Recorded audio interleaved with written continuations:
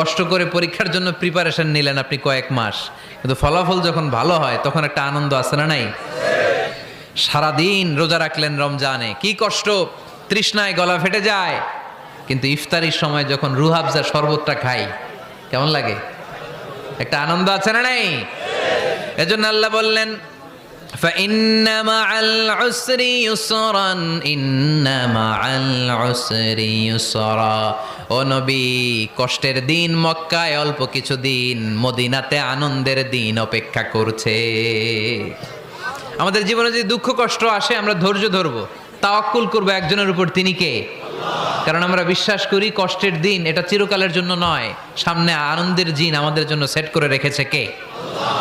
তাহলে আমরা সূরাতুল ইনশিরাহ থেকে 3টা নেয়ামতের বর্ণনা শুনলাম, বিশ্বনবীকে কি সান্ত্বনা দেয়া হলো সেটা শুনলাম। এবার 2টা গাইডলাইন শুনে তাফসীর আমরা শেষ